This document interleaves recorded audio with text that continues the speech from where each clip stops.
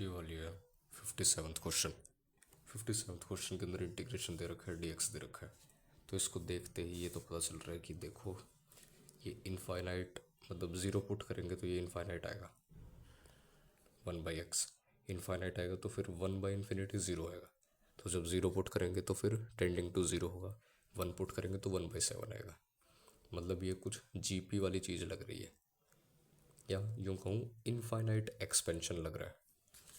लेकिन सब कुछ ठीक है, बस ये dx दिक्कत कर रहा है, क्योंकि यहाँ पे ग्रेटेस्ट इंटीजर फंक्शन दे रखा है, जिंट दे रखा है।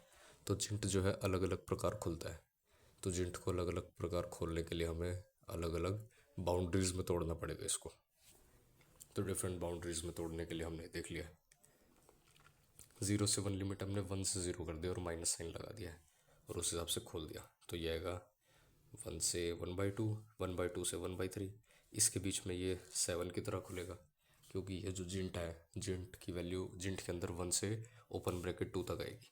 तो उस हिसाब से जिंट हमने खोल दिया और ऐसे चलता जाएगा जीपी के अंदर 1/7, 1/7 स्क्वायर, 1/7 क्यूब, और ये चलता रहेगा टिल इन्फिनिटी। अब हमें इसको ओपन करना है, तो फिर इसका इंटीग्रेशन, ये तो कांस्टेंट है, इसको बाहर ले लेंगे, सिर्फ dx का इंटीग्रेशन, dx का इंटीग्रेशन डेल्टा dx मतलब 1 - 1/2। डायरेक्टली लिख सकते हैं लेकिन वो बहुत गंदा गंदा आ रहा है, या फिर यूँ कहूँ कैलकुलेट नहीं कर पाएंगे हम। तो उसको ऐसी फॉर्म में कन्वर्ट करना पड़ेगा जिसको हम कैलकुलेट कर सकें। तो उसके हेतु हमने क्या किया कि 1 से 1/2 है, एक बार हम लोअर लिमिट डालेंगे और उसको एक साथ लिखेंगे, फिर एक बार हम हायर लिमिट डालेंगे, अपर लिमिट और लोअर लिमिट इस टाइप से, और फिर उसको लिख देंगे। तो उससे हमारा कुछ कुछ दिखने लग जाएगा। तो 7 × 1, 7 स्क्वायर इंटू 1/2 यही है। तो ये हमें दिखेगा कि ये जो है ना ln 1 - x का एक्सपेंशन है, ln 1 - x का एक्सपेंशन होता है -x -x² 2 -x³ 3 so till infinity. तो ये -1/x का है, तो माइनस कर देंगे, तो ये माइनस कर दिया, यहाँ पे ये कर दिया, और x = 1/7 पुट कर दिया। तो सेम हमारी ये वाली जीपी आ जाएगी। अरे यार गलत लिख दिया मैंने, ये 1 नहीं आता यहाँ पे, सॉरी 1 नहीं आता, x = 1/7 डाल देंगे। तो x = 1/7 डालते ही बिल्कुल प्यार से हमारी यही जीपी दिख जाएगी। तो ये हमारा आ जाएगा ln 1 - 1/7।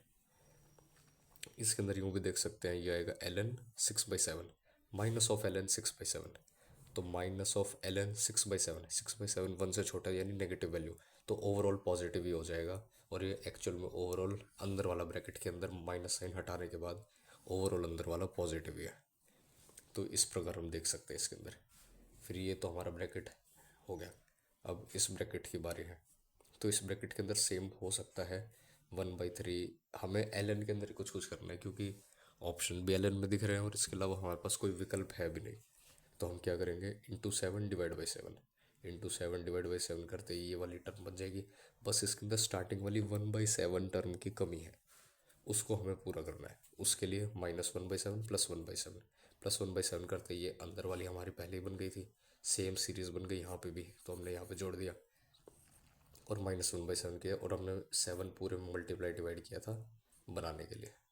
अब हम इसको वापस खोल देंगे, तो वापस खोलते ही यहाँ पे क्या आएगा, -ln ये वाली, यहाँ पे minus minus plus, plus ln ये वाली, तो -6 ln 6/7, और -7 × 1/7 -1, ये आ गया। और ये हमने पहले ही माइनस करके रखा था, अब हम प्लस कर देंगे तो 1 + 6/ln 6/7, ये हमारा पूरा का पूरा प्यार से आ गया। ये लिमिट ऑफ सम का क्वेश्चन था।